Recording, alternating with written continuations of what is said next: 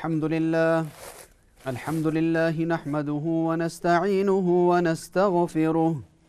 ونؤمن به ونتوكل عليه ونعوذ بالله من شرور أنفسنا ومن سيئات أعمالنا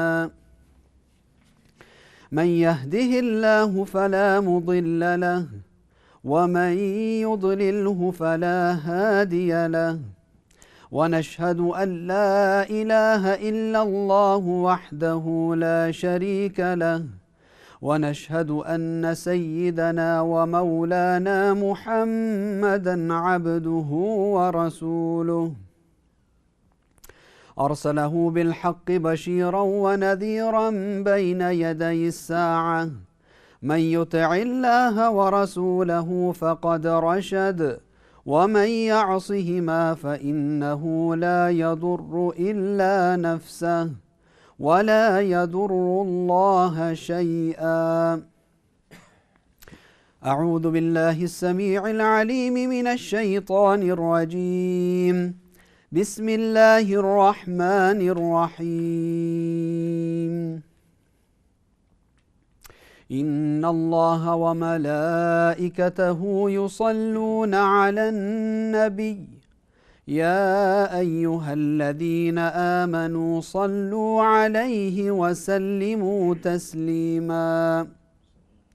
اللهم صل على محمد عبدك ورسولك وصل على المؤمنين والمؤمنات والمسلمين والمسلمات الأحياء منهم والأموات برحمتك يا أرحم الراحمين. ناظرین کرام، السلام علیکم ورحمۃ اللہ وبرکاتہ. آج دوبارہ ندائے منبر کے پروگرام میں ہم آپ کی خدمت میں حاضر ہوئے ہیں اور اللہ سبحانہ و تعالی سے ہم دعا گو ہیں کہ اللہ سبحانہ و تعالی ہم سب کو صحیح بات کرنے کی توفیق نصیب فرمائیں اور اللہ کے رسول صلی اللہ علیہ وسلم کی محبت، سچی محبت اللہ ہمیں نصیب فرمائیں. اصل ہے اللہ سبحانہ و تعالی کی محبت اور اسی کے تابع تمام محبتیں ہیں، اور اس میں سب سے زیادہ اللہ سبحانہ و تعالی کی ذات کے بعد نبی اکرم صلی اللہ علیہ وسلم کی محبت ہے، اور ان کے صدقے طفیل وہ لوگوں کی محبت جن سے اللہ سبحانہ و تعالی راضی ہوئے، جن سے اللہ سبحانہ و تعالی خوش ہوئے، جو اللہ سبحانہ و تعالی کے قریب تھے، جو اللہ کے رسول صلی اللہ علیہ وسلم کے سچے محب اور فرما بردار اور محبت کرنے والے تھے. تو ہمارا جو سلسلہ جاری تھا کہ الحمدللہ اس پروگرام کے آغاز کے اندر سیرت نبی صلی اللہ علیہ وسلم، اس کے بعد سیرت خلفائے راشدین، عشرہ مبشرہ، صحابیات اور دیگر صحابہ کرام رضوان اللہ تعالی علیہم اجمعین کا ذکر ہوتا رہا. اور آج انشاءاللہ تعالی دو ایسی شخصیات کا ذکر کریں گے جو نبی اکرم صلی اللہ علیہ وسلم کے کافی قریب، محبوب ترین اور اللہ کے رسول صلی اللہ علیہ وسلم کا ایسا ساتھ دینے والے اور ایسی شخصیت کہ اللہ کے رسول صلی اللہ علیہ وسلم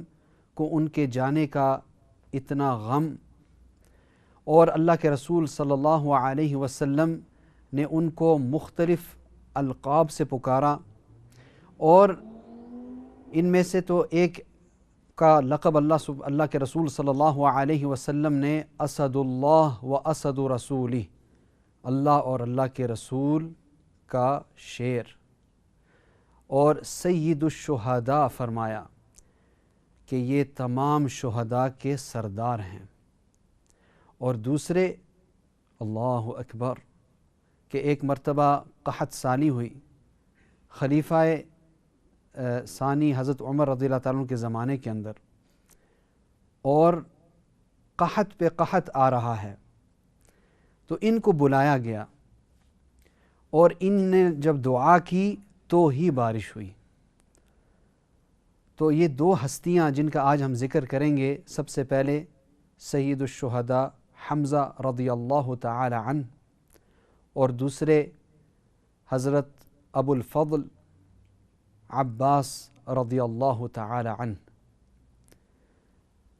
اور حسب معمول میرے ساتھ دو مہمان موجود ہیں ماشاء اللہ، حضرت مولانا حیات خان صاحب، السلام علیکم ورحمۃ اللہ۔ وعلیکم السلام ورحمۃ اللہ وبرکاتہ۔ کیسے ہیں؟ خیریت سے؟ الحمدللہ، اللہ کا بہت ہی بڑا فضل ہے، جزاک اللہ۔ اور اسی طرح حضرت مولانا عبد الباسط شاہد صاحب، السلام علیکم ورحمۃ اللہ۔ وعلیکم السلام ورحمۃ اللہ وبرکاتہ۔ کیسے ہیں؟ خیریت سے؟ جی الحمدللہ۔ اچھا، الحمدللہ۔ تو انشاءاللہ تعالی ہم اپنے اس سلسلے کو آگے جاری کریں گے، اور مولانا حیات صاحب سے میں عرض کروں گا کہ آپ حضرت امیر حمزہ رضی اللہ تعالی عنہ کی زندگی کے اوپر تھوڑی روشنی ڈالیں انشاءاللہ۔ بسم اللہ الرحمن الرحیم۔ سیدنا حمزہ رضی اللہ تعالیٰ عنہ، نبی کریم صلی اللہ علیہ وسلم کے تقریباً 9 چاچے تھے ماشاءاللہ۔ ان میں سے اور چاچے ابو لہب بھی تھے، جن کے بارے میں ہم نے گزشتہ ہفتے بیان کی کہ تبت یدا ابی لہب وتب، جنہوں نے نبی کریم صلی اللہ علیہ وسلم کو بہت ہی تکلیف دی تھی، بہت ہی برا بھلا کہا تھا۔ جس وقت نبی کریم صلی اللہ علیہ وسلم نے شروع مشن کا آغاز کیا تو اسی وقت انہوں نے یعنی اپنا تکلیف کا کام شروع کر دیا تھا، اور بہت ہی تکلیف دی نبی کریم صلی اللہ علیہ وسلم کو۔ اور چونکہ جو چاچے ہوتے نبی کریم صلی اللہ علیہ وسلم تو یتیم تھے نا، ان کے والد تو نہیں تھے، ان کے پیدائش سے پہلے ہی فوت ہو چکے تھے، تو نبی کریم صلی اللہ علیہ وسلم یتیم تھے، تو ان کے دل کے اندر کیا قدر ہوگی اپنے چاچوں کی، ہاں؟ تو جس وقت ابو لہب کی طرح ان کے چاچے نے اس طرح کیے تو تکلیف کتنی ہوگی۔ تو پھر ان کا چاچا حضرت حمزہ بھی تھے۔ حمزہ رضی اللہ تعالیٰ عنہ نبی کریم صلی اللہ علیہ وسلم سے 2 سال یعنی پہلا پیدا ہوئے تھے، تو 2 سال ان سے ذرا یعنی بڑے تھے۔ سیدنا حمزہ بڑے قد والے شخص تھے، وہ بڑے بہادر تھے، بڑے شجاعت مند تھے شروع سے۔ ان کی بلکہ بتاتا جاؤں حمزہ کا پورا نام، حضرت حمزہ کا نام تھا، نسب نامہ بھی حمزہ ابن عبد المطلب، عجیب بہار شخصیت، نبی کریم صلی اللہ علیہ وسلم کے دادا جان حضرت عبد المطلب کے بیٹے حمزہ۔ تو حمزہ ابن عبد المطلب ابن ہشام کے خاندان سے، ابن عبد مناف ابن قصی القریشی۔ تو حضرت حمزہ کی کنیت کیا تھی، جس طرح کے ٹائٹل تھی، تو ان کی کنیت ان کے عموماً بچوں ہی سے چلتی ہے۔ تو ان کے 3-4 بچے تھے، ابو یعلا اور ابو عمارہ، تو یہ ان کی کنیت تھی۔ اور ان کا نقب جس طرح مولانا صاحب نے فرمایا، اسد اللہ، اللہ تعالیٰ کا شیر، اللہ اکبر، یعنی عجیب۔ حضرت حمزہ رضی اللہ تعالیٰ عنہ، اچھا تو حضرت حمزہ کے والد صاحب کا نام عبد المطلب، اور ان کی والدہ کا نام تھا حالہ بنت وہیب۔ حالہ بنت وہیب نبی کریم صلی اللہ علیہ وسلم کی جو والدہ تھی نا، حضرت آمنہ، ان کی چاچا زاد بہن تھی، تو بڑا قریب رشتہ تھا نبی کریم صلی اللہ علیہ وسلم کے ساتھ، والد صاحب کی طرف سے بھی اور اپنے والدہ کی طرف سے بھی۔ تو حضرت حمزہ نے کس طرح ماشاء اللہ یعنی نشر نما پایا، اور کس طرح اس کی پیدائش وغیرہ، تو انہوں نے جس طرح اور یعنی قبائل تھے، انہوں نے بہت زیادہ یعنی تیر اندازی اور یہ جو کہتے ہیں شمشیر زنی، اور یہ جو یعنی ریسلنگ ہم نہیں کہتے ہیں، یہ جو پہلوانی اور اس طرح کا ان کو بڑا شوق تھا۔ ان کی زندگی کا اکثر ایسا یعنی شروع میں یہ اسی کے اندر گزرا کہ صبح سویرے اٹھتے اور ماشاءاللہ یعنی سیر کے لیے، سیر سپاٹے کے لیے، اور یعنی ہنٹنگ کے لیے، سید کرنے کے لیے باہر نکل جاتے جنگلوں کے اندر۔ اور اس وقت ظاہر بات جس طرح آج ہوتا تھا کہ بڑے یعنی درندوں پرندوں کا شکار کرتے تھے۔ ہی واز اے ماسٹر ہنٹسمین، زبردست اور بڑے طاقتور تھے، اور پورے قریش کے اندر ان کا چرچا تھا کہ اگر کسی پہلوان کو دیکھنا ہو تو حضرت عمر کے ساتھ حضرت حمزہ مشہور تھے، بڑے طاقت والے تھے۔ تو ایک مرتبہ ہاں تو جس طرح یعنی شروع میں ان کو بڑی محبت تھی نبی کریم صلی اللہ علیہ وسلم کے ساتھ، کیونکہ ان کے لاڈلے بھتیجے تھے، اور ظاہر بات ہے کہ یتیم بھی تھے۔ تو انہوں نے سنا تھا کہ باقی نبی کریم صلی اللہ علیہ وسلم نے اعلان کیے نبوت کا، اور فرماتے ہیں کہ اللہ تعالیٰ ایک ہے، اور اللہ کے سوا باقی کوئی یعنی آپ شرک نہ کریں، اور میں اللہ کا آخری پیغمبر ہوں۔ تو انہوں نے سنا تھا، لیکن ظاہر بات تھی کہ ہی واز ویری بزی آپ ان کام کے اندر، شکاری کے اندر اور سیر کے اندر وغیرہ، تو انہیں کوئی خاص دھیان نہیں دیا ہاں بھتیجے کو خوش کرنے کے لیے۔ لیکن ایک مرتبہ عجیب بات ہوئی کہ جب اللہ تعالیٰ نے کسی کا دل کھولنا ہوتا ہے تو اس طرح اللہ نے کھولا ان کا، یعنی اسلام لانے کا، زندگی کو اس طرح گزری کہ یعنی شکاری کے اندر اور اس طرح کے پھرنے ٹرنے کے اندر ماشاءاللہ بڑے بہادر تھے، بڑے یعنی اپنے رشتہ داروں کا خاص خیال کرتے تھے، بہت زیادہ خیال کرتے تھے رشتہ داروں کا، اور بڑے سخی بھی تھے اور فیاض بھی تھے ماشاءاللہ۔ تو ایک مرتبہ فرماتے ہیں کہ میں آ رہا تھا یہی اس یعنی شکاری سے، ہنٹنگ سے آ رہا تھا، اور راستے میں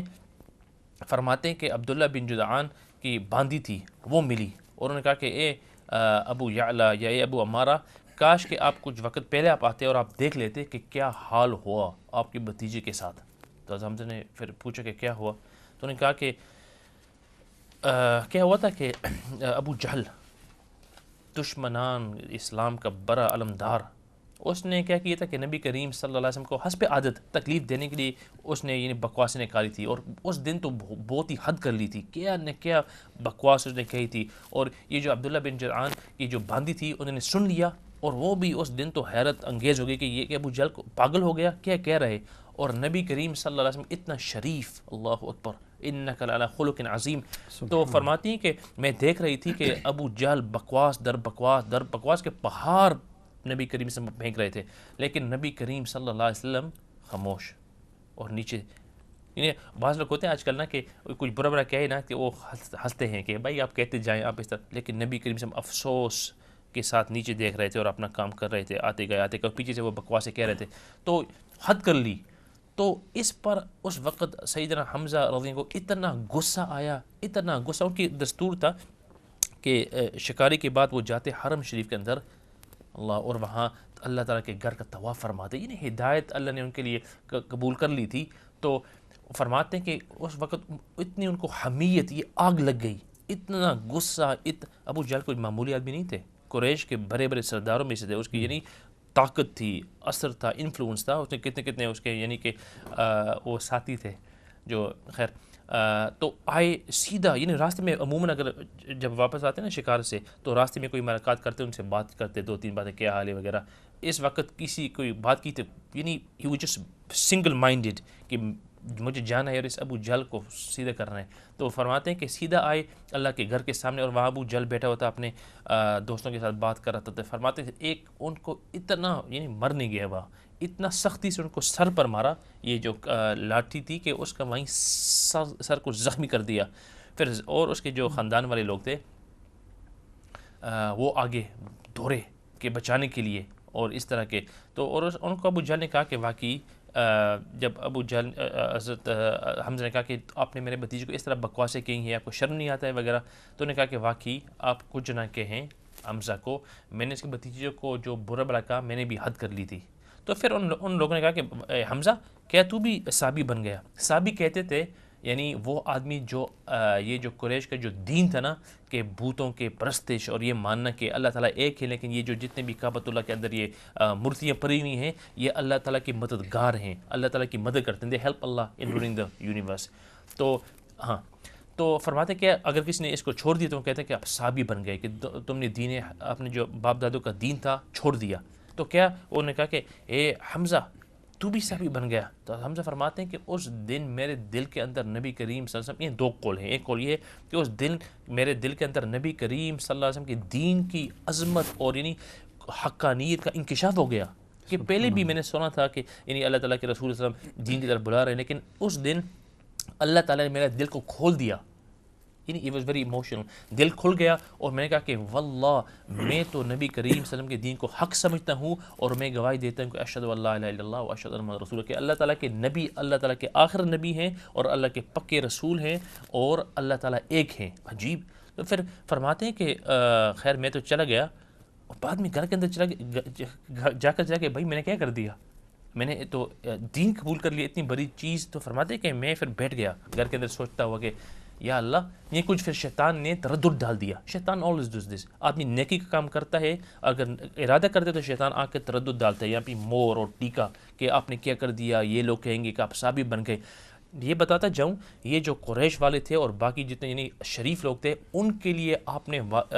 باپ اجداد کا دین موت ان کے لیے پیاری تھی ان کو اس دین کو چھوڑنے کے لیے. ابو طالب کو دیکھیں، ابو طالب وہ بھی نبی کریم صلی اللہ علیہ وسلم کے چاچے تھے نا. انہوں نے کہا کہ یا رسول اللہ، ابو طالب کی بات کر رہا ہوں،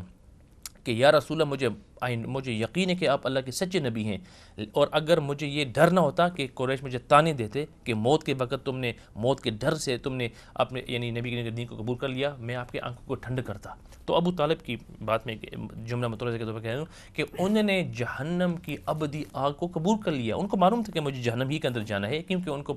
معلوم تھا کہ نبی کریم صلی اللہ علیہ وسلم کے منہ مبارک سے سچ ہی سچ ہے، اور یہ جو دین ہے سچا ہے، اور مجھے جلنا ہے. لیکن اتنی بڑی بات تھی کہ لوگوں کے آر کی وجہ سے انہوں نے یہ قبول کر لیا کہ بھائی جہنم کو سرنا مجھے قبول ہے، لیکن مجھے ابھی آخر لمحہ میں کلمہ گو نہیں ہو سکتا ہوں. تو اتنی بڑی بات تھی سب قریش والوں کے لیے کہ اپنے باپ دادوں کو دین پر جمے رہنا. تو جب یہ سمجھ میں آتا ہے پھر یہ دیکھتے کہ حمزہ نے جو بڑی بات کہی کہ میں نے اشہد ان لا الہ الا اللہ اور اشہد ان رسول اللہ، پھر گھر کے اندر اس نے سوچی کہ بھائی یہ کیا ہو گیا. تو فرماتے ہیں کہ میں رات کے اندر بے طرب اور بے ساختہ سوچتا گیا کہ یا اللہ میرے دل کو کھول دے، اگر یہ بات سچ ہے تو میرے دل کے اندر بے سکون کے ساتھ میرے دل کے اندر یہ بات ڈال دے، اور یہ تردد جو آگے اس کو ہٹا دے، اور اگر نہیں ہے تو آپ میرے لیے کوئی مخرج کا طریقہ نکال دیں. جی یعنی ماشاء اللہ آپ نے جو بات فرمائی اس سے یہ بھی پتہ چل گیا کہ ایمان کی تعریف کیا ہے. ایمان کی تعریف یہ ہے اقرار باللسان و تصدیق بالقلب. جیسے علماء کرام نے یہ بات ہمیں قرآن و حدیث کی روشنی میں سمجھائی ہے کہ اللہ سبحانہ و تعالیٰ کو ماننا، ایک تو اس کا اقرار کرنا زبان سے اور پھر دل سے تصدیق کرنا، یہ دو شرطیں ہیں، پھر ایمان آدمی کا مقبول ہے. تو اب یہ ہے کہ اگر اقرار آدمی نے بسا اوقات ایسے ہوتا ہے کہ کسی کے سامنے اقرار نہیں کیا، لیکن اپنے یعنی کہ اقرار تو کر لیا کہ ہاں میں اس پر ایمان رکھتا ہوں اور یقین رکھتا ہوں، یعنی کہ علم ہونا کافی نہیں ہے. اب جیسے ایک آدمی، کتنے مسلمان ہیں جن کو معلوم ہے کہ نماز پڑھنا فرض ہے، علم ہے، لیکن پھر بھی وہ نماز اگر نہیں پڑھتے تو ان کا صرف یہ علم رکھنا کہ نماز فرض ہے اور میں نماز کے اوپر پورا یقین رکھتا ہوں کہ نماز جو ہے وہ ایک اہم عبادت ہے، لیکن نماز نہیں اگر پڑھتا تو اس کی نماز ادا نہیں ہوگی صرف علم کی وجہ سے. تو اسی طرح ایمان بھی جو ہے وہ صرف جان لینے سے کہ یہ دین سچا ہے، اس سے ایمان کے اندر آدمی داخل نہیں ہو سکتا جب تک کہ آدمی اقرار نہ کرے. ایک تو مولانا یہ بہت اہم بات آپ نے فرمائی. اور پھر ایک بات میں بتاتا جاؤں کہ حضرت حمزہ رضی اللہ تعالیٰ عنہ اللہ کے رسول صلی اللہ علیہ وسلم کے رضاعی بھائی بھی تھے، فوسٹر بردر یا ملک بردر. کہ حضرت سویبہ رضی اللہ تعالیٰ عنہ جو ابو لہب کی باندی تھی، جن کو آزاد کر دیا گیا تھا، ابو لہب نے ہی جو ہے ان کو آزاد کیا تھا جب کہ انہوں نے اللہ کے رسول صلی اللہ علیہ وسلم کی آمد کی، ان کی ولادت کی یہ خوشخبری سنائی تھی. تو ابو لہب نے اپنی باندی سویبہ جو بعد میں مسلمان ہوئی رضی اللہ تعالی عنہا، ان کو آزاد فرمایا. تو انہوں نے نبی اکرم صلی اللہ علیہ وسلم کو بھی دودھ پلایا، اور اسی طرح حضرت حمزہ رضی اللہ تعالیٰ عنہ کو بھی. تو اس لیے وہ چچا ہونے کے ناطے کے علاوہ رضاعی بھائی بھی تھے. رضاعہ کہتے ہیں عربی کے اندر دودھ پلانے کو. تو رضاعی بھائی جس کو کیا کہتے ہیں انگلش میں ملک بردر یا فوسٹر بردر بھی کہا جا سکتا ہے. اور اس کے بھی کافی مسائل ہیں رضاعی بھائی کے، وراثت کے اندر بھی ہیں، اور سب سے جو بڑا مسئلہ ہے نکاح کا، وہ بھی بہت بڑا مسئلہ ہے. اس لیے کسی نے یہ تو مفتیان کرام سے پوچھنا پڑے گا، اور بلکہ ناظرین سے یہی درخواست ہے کہ کوئی بھی مسئلہ ہو تو اپنے لوکل امام سے جا کر پوچھا جائے تاکہ اس میں کوئی غلط فہمی نہ ہو. کبھی ہوتا ہے کہ آدمی کتاب اٹھا لیتا ہے، کتاب میں پڑھتا ہے، لیکن مسئلہ جو، اور بسا اوقات لوگ کیا کرتے ہیں کہ جو سوال جواب ہوتا ہے نا کتاب کے اندر، تو سوال کو تو پڑھتے نہیں، بھائی اتنا لمبا سوال کون پڑھے گا، جواب ہی ہم پڑھ لیتے ہیں. تو ہو سکتا ہے جواب اس سوال کا تھا نہ کہ آپ کے سوال کا. تو اس وجہ سے پوچھ لینا بہتر ہوتا ہے.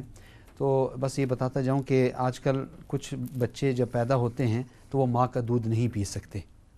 تو پھر ان کو جو ہے یا تو آرٹیفیشل دودھ دیا جاتا ہے یا اور کسی ماؤں کا دودھ دیا جاتا ہے. تو اس میں پھر یہ ہے کہ ابھی ہمیں معلوم نہیں ہے کہ کون سی عورت، پھر اس عورت کی اگر بچی ہوگی تو وہ بچی اس بچے کے اوپر حرام ہو گئی. تو اب ان کا آپس میں رشتہ نہیں ہو سکتا، وہ بہن بھائی ہیں، وہ بہن بھائیوں والا رشتہ ہوتا ہے، اس لیے یہ مسائل کافی پیچیدہ ہوتے ہیں، پوچھ کر جو ہے عمل کرنا چاہیے اور ان چیزوں کو سیکھنا بھی چاہیے۔ تو اللہ کے رسول صلی اللہ علیہ وسلم سے محبت بہت زیادہ تھی حضرت حمزہ رضی اللہ تعالیٰ عنہ کے، بچپن میں کٹھے دودھ پیا، کھیلے کودے اور بڑے ہوئے، اور حضرت خدیجہ رضی اللہ تعالیٰ عنہ کا جب نکاح تھا، اللہ کے رسول صلی اللہ علیہ وسلم کی جب شادی تھی، تو اس وقت رشتہ لینے کے لیے حضرت حمزہ گئے تھے۔ حضرت حمزہ رضی اللہ تعالیٰ عنہ اللہ کے رسول صلی اللہ علیہ وسلم کے بالکل ساتھ تھے اور گئے تھے، رشتہ لیا، اور پھر جب نکاح کے وقت بھی وہ موجود تھے۔ تو اللہ کے رسول صلی اللہ علیہ وسلم کے ساتھ پوری زندگی حضرت امیر حمزہ رضی اللہ تعالیٰ عنہ کا ایک عجیب تعلق رہا ہے، ایک قربت رہی ہے اور محبت رہی ہے جس کو ہم بیان نہیں کر سکتے، کہ بہت زیادہ، اور وہ آگے انشاءاللہ چل کے آپ کو اس سے اندازہ ہوگا کہ اللہ کے رسول صلی اللہ علیہ وسلم کو کتنی محبت تھی اپنے چچا اور اپنے رضاعی بھائی حضرت حمزہ رضی اللہ تعالیٰ عنہ سے۔ تو ابھی اس سلسلے کو ہم جاری رکھتے ہیں، اور مولانا عبدالباسط صاحب اگر آپ تھوڑی سی مواخات کے اوپر اور ہجرت کے جو حالات تھے کہ انہوں نے ہجرت کب فرمائی اور کس طرح، اس کے کچھ حالات آپ ارشاد فرما دیں۔ بسم اللہ الرحمن الرحیم۔ کہ مولانا حیات صاحب حضرت حمزہ رضی اللہ عنہ کے حالات کے زندگی کے بارے میں بتا رہے تھے۔ سیدنا حمزہ رضی اللہ عنہ بڑے بہادر، اور ان کی شجاعت جو ہے، بہادری، وہ بے مثال تھی۔ نبی اکرم صلی اللہ علیہ وسلم نے صحابہ کے درمیان مواخات مکہ مکرمہ میں پیدا فرمائی تھی، اور ان کے بھائی جو قرار پائے تھے حضرت زید بن حارثہ رضی اللہ عنہ، جو نبی اکرم صلی اللہ علیہ وسلم کے محبوب غلام تھے۔ اسلام نے، اس سے یہ معلوم ہوتا ہے کہ اسلامی تعلیمات یہ اونچ نیچ کی حدیں جو ہے ان کو ختم کر دیتا ہے۔ چنانچہ خاندانوں کے درمیان اونچ نیچ ہوتی ہے کہ وہ چھوٹے خاندان کا ہے، یہ بڑے خاندان کا ہے، اسلام کے اندر آ کر وہ ختم ہو جاتی ہیں، سب بھائی بھائی بن جاتے ہیں، لا الہ الا اللہ محمد رسول اللہ کے رشتے میں جب آتے ہیں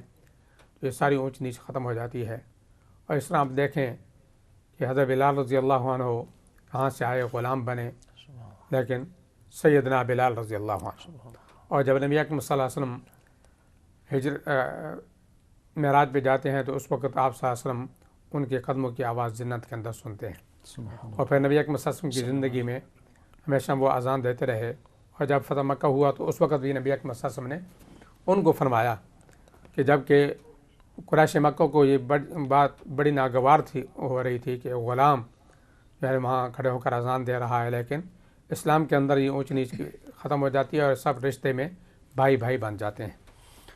تو حضرت زید بن حارثہ کے ساتھ ان کی مواخات قائم ہوتی ہے، اور پھر نبی اکرم صلی اللہ علیہ وسلم جب صحابہ کرام کو اجازت مرحمت فرماتے ہیں، اور صحابہ کرام 13 ہجری میں مکہ مکرمہ سے مدینہ منورہ کی طرف ہجرت کرتے ہیں، تو سیدنا بلال رضی اللہ عنہ، سیدنا حمزہ رضی اللہ عنہ اس وقت صحابہ کے ساتھ مدینہ منورہ کی طرف ہجرت فرماتے ہیں، اور وہاں جا کر پھر ان کو اپنی شجاعت اور اپنی بہادری، اپنا زور بازو، اس کو آزمانے کا بڑا عظیم موقع کام آتا ہے۔ تو پہلے اسلامی پھریرے میں نبی اکرم صلی اللہ علیہ وسلم نے 3 آدمیوں کو بھیجا، 3 آدمیوں کا وفد بھیجا کہ قریش مکہ کا وفد آ رہا تھا، اس کو اس کے سد راہ کے لیے، اس کی رکاوٹ کے لیے۔ تو وہاں پہنچ کر ابو جہل کا قافلہ جو 300 آدمیوں پر مشتمل تھا، ان سے مٹ بھیڑ ہوئی اور طرفین کے درمیان جنگ بندی ہو گئی، اور اس میں جو کردار تھا مجددی بن عمر ان کا، اور سیدنا حمزہ رضی اللہ عنہ بغیر کسی خون خرابے کے وہاں سے واپس آ گئے، اور وہاں خون خرابہ نہ ہوا اور جنگ بندی ہو گئی۔ اس طرح سے سیدنا حمزہ رضی اللہ عنہ، یعنی ادھر 300 آدمیوں کا لشکر ہے اور ادھر 3 آدمی نبی اکرم صلی اللہ علیہ وسلم کی طرف سے جاتے ہیں، اور اللہ تبارک و تعالیٰ نے بھی ایک وعدہ فرمایا کہ جب ایمان کے ساتھ یہ کام کیا جائے گا، ایمان کی طاقت کے ساتھ کیا جائے گا، تو پھر اپنے زور بازو پر بھروسہ نہیں ہوگا، بلکہ ایمانی طاقت جو ہے اس کو، اور اللہ کے بھروسے پر یہ ہوگا کام۔ تو اللہ تبارک و تعالیٰ نے بھی وعدہ فرمایا کہ 10 پر آپ جو ہے وہ غالب آ جائیں گے، بلکہ پھر 100 کا وعدہ فرمایا، پھر 200 کا وعدہ فرمایا. تو اس طرح سے نبی اکرم صلی اللہ علیہ وسلم نے پھر 3 آدمیوں کو 300 آدمیوں کے مقابلے میں بھیجا. پھر اس کے بعد باقی غزوات ہوتے ہیں، اور اس میں بھی سیدنا حمزہ رضی اللہ عنہ کو یہ شجاعت اور بہادری جو ہے ان کی مثالیں آپ آگے جا کر سنیں گے. تو سیدنا حمزہ رضی اللہ عنہ کو اللہ تبارک و تعالیٰ نے ایک بے مثال شجاعت اور بہادری عطا فرمائی تھی، اور نبی اکرم صلی اللہ علیہ وسلم نے اسی بنیاد پر ان کو لقب دیا تھا اسد اللہ، اللہ کا شعر، اور اسد رسولی، اللہ کے نبی صلی اللہ علیہ وسلم کا شعر. اور پھر بعد میں جا کر ان کو اور بھی اعزازات سے اللہ تبارک و تعالیٰ نے نوازا ہے. جزاکم اللہ خیر. ایک بہت اہم بات جو آپ نے فرمائی، مواخات. اللہ کے رسول صلی اللہ علیہ وسلم نے بھائی چارگی انصار اور مہاجرین کے درمیان، کہ ایک تو ان کی دیکھ بھال بھی، ان کو ایمان سکھانا بھی. اسی کہ مہاجرین اللہ کے رسول صلی اللہ علیہ وسلم کے پاس زیادہ رہے تھے، انصار نئے تھے، اور انصار کے پاس مال و دولت زیادہ تھی، یہ بیچارے سب کچھ چھوڑ چھاڑ کے آئے تھے. تو اس وجہ سے یہ مواخات بہت اہم ہے. اور آج کل کے زمانے میں بھی بہت سارے لوگ مسلمان ہوتے ہیں اور ہم جو ہے ان کا خیال نہیں رکھتے. تو انشاءاللہ تعالیٰ بریک کے بعد جو ہے ہم اپنے سلسلے کو جاری رکھیں گے. تو انشاءاللہ تعالیٰ بریک کے بعد آپ سے ملاقات ہوتی ہے. السلام علیکم.